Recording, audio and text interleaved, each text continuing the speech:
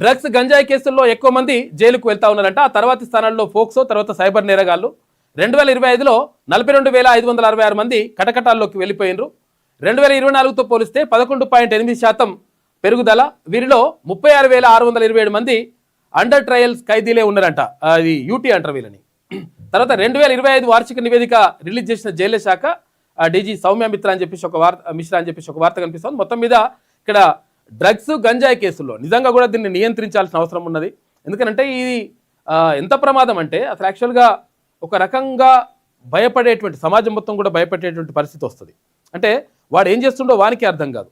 తర్వాత దానివల్ల వాని కుటుంబానికి నష్టం జరుగుతుంది, తర్వాత సమాజానికి కూడా నష్టం జరుగుతుంది. ఇది ఎక్కువ జరుగుతూ ఉన్నాయి అంటే దీనిపైన కట్టడియాల్సిన అవసరం ఉన్నది. ఆ తర్వాత స్థానాల్లో ఫోక్సో కేసులు కొన్ని నిజంగా జరుగుతూ ఉంటే కొన్ని కావాలని కూడా పెడుతూ ఉన్నారంట.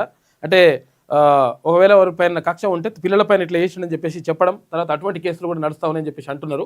తర్వాత సైబర్ నేరగాలు ఇష్టం వచ్చినట్టుగా రోజు 100,000 కోట్ల రూపాయలు ఖతమైపోతూ ఉన్నాయి. ఇట్లా జరుగుతున్నటువంటి పరిస్థితి కనిపిస్తూ ఉంది. డ్రగ్స్ గంజాయి సైబర్ నేరగాళ్లతో జైలు నిండిపోతున్నాయి. కొత్తగా ఫోక్సో కేసుల్లో జైలుకు వచ్చే వారి సంఖ్య పెరుగుతుంది.